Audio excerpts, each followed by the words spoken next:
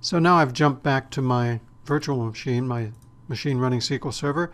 I'm going to run the AF client install. Now the AF client does require that you have the Pi SDK installed, and it would be a good idea with this Pi SDK installed that you've made sure that it's defaulting to the Pi server that you're going to be using AF with. So let's go ahead and proceed, and we'll see what's already installed and what is not installed, whether we're going to be installing the SDK or not. I believe that's already on this machine, but I still want to verify that it's pointing to the right Pi server. Yeah, here we go.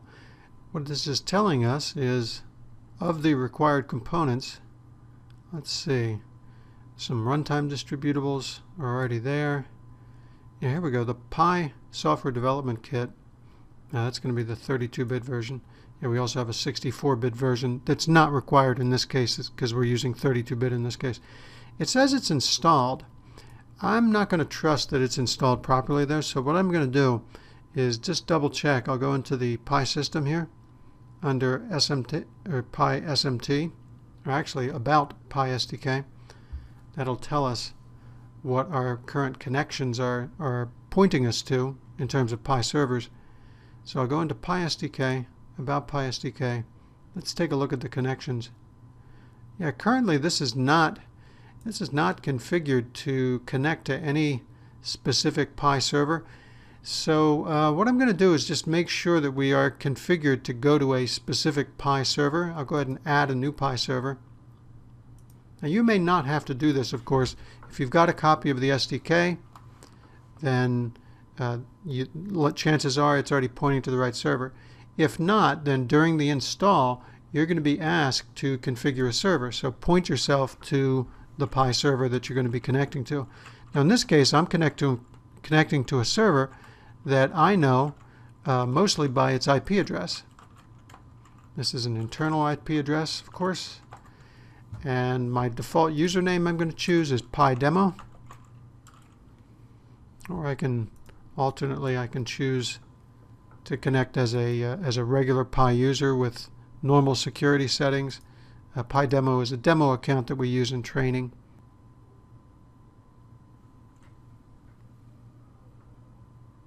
Okay, so as you can see, I was able to connect as Pi Demo.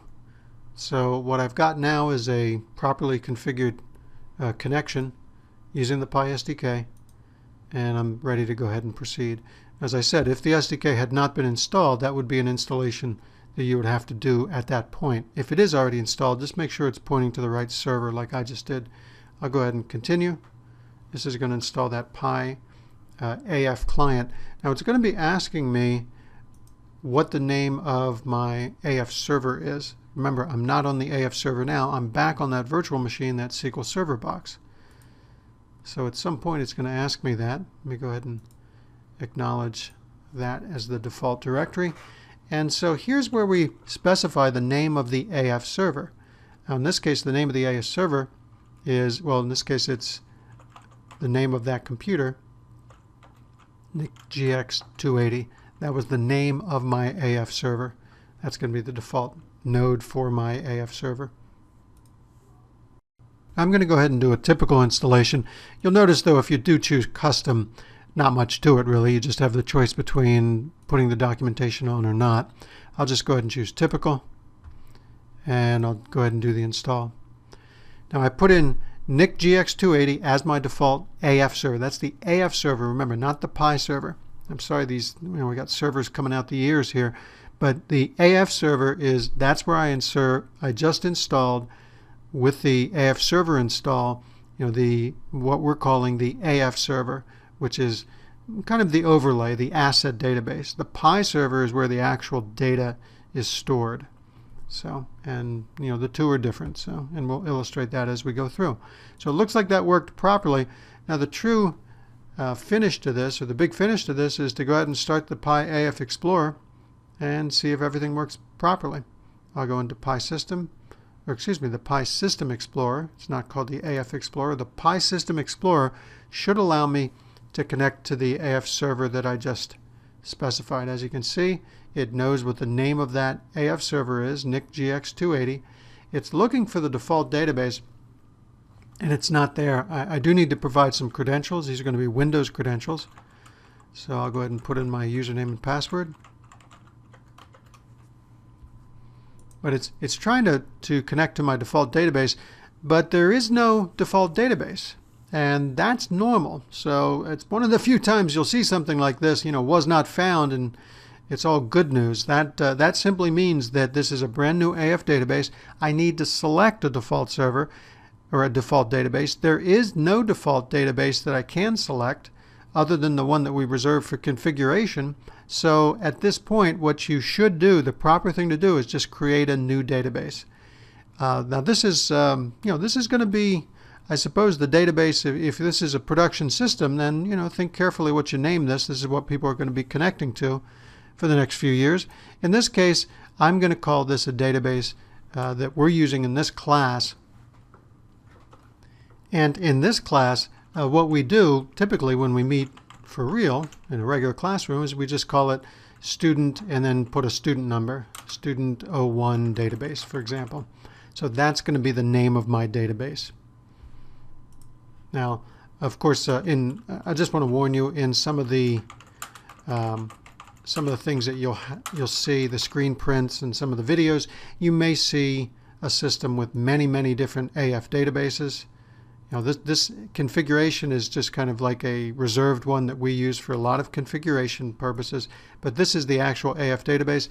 I don't think it's really typical to see a customer who's got many different AF databases. It's typically just one AF database that you use to represent the assets in your organization. But you'll see sometimes in our examples we have many different ones we use for different testing purposes and examples. So once I am able to do that, there we go. It looks like we've got a new AF database. I can start creating elements or adding to the library, etc. There's an optional part of this exercise, and that is to change the security that's happening over on the AF server. Let's go back to the AF server. I've just switched out of my SQL Server computer and I'm back on my AF server. If you look at the services applet, this is a little services applet that shows us the PyAF server application itself, or the PyAF server service. If we look at its properties, it's currently logging on using this network service security. And let's just say in our situation we don't allow that. We would prefer that somebody log on as a domain user. And that's how, we don't permit using connections across the network that are not using domain credentials. So if we want to do that, there's some changes that we need to make in a couple places. Let's go back, take a look at our SQL Server first. I'm back on our SQL Server machine now. And first I'll just close out of the PySystem Explorer. We don't need to be looking at this right now. And I'll go into Administrative Tools under Computer Management. I'm going to be going after the user groups. And so under here, under Local Users and Groups, what I'm looking for is the group that was created called AF Server. That was actually created during the AF install. As you can see, the only member of this group right now is not a user at all. It's a computer. It's the AF server. And I don't want that. We don't want to grant access based on the name of the computer. We want access based on the domain user. So I'm going to go ahead and remove that. By the way, this is probably a good time to remind you, if this is not your policy, if it's not your policy to disallow all but domain credentials for making connections across computers, please don't do this. The only reason we're doing this, I've cleared this out, is to demonstrate how to do it. And this is the type of training where you're basically going to, I'm just show you how to do something that you would only do once at a site. So this isn't something you typically have to do, if you're even going to do it at all.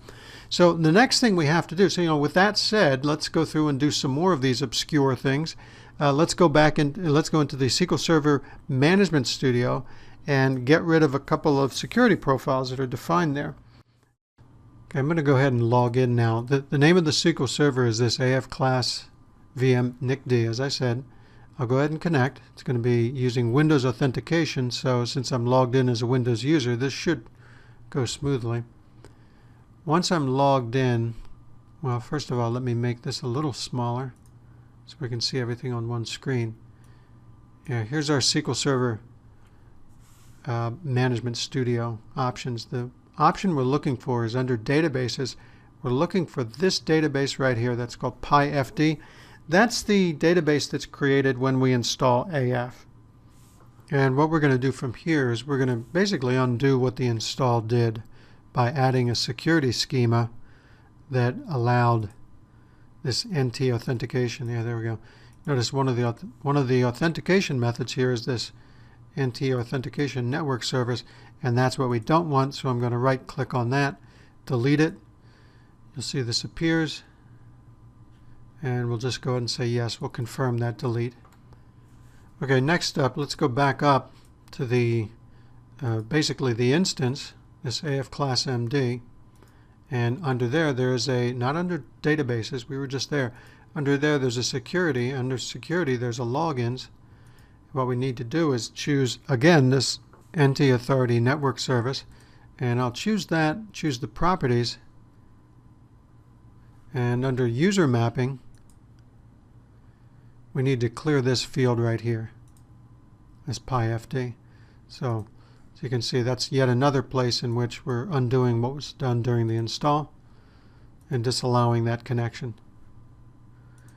So we're almost finished now that we've updated SQL Server on here. Let's go back to our AF server. On the AF server, we need to change that service so that it tries to log on as a Windows user. I'll go ahead and bring up my AF server.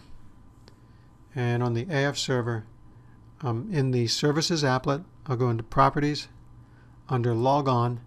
This is where we're going to be specifying a user and a password. And this is going to be a domain user, so I'll go ahead and use my domain credentials. Make sure I type in my password correctly. I'll go ahead and apply. There we go. And it even warns you, what the step you'll see in the instructions is at this point we do have to stop and restart this service. Now if it restarts properly, let me go ahead and stop it.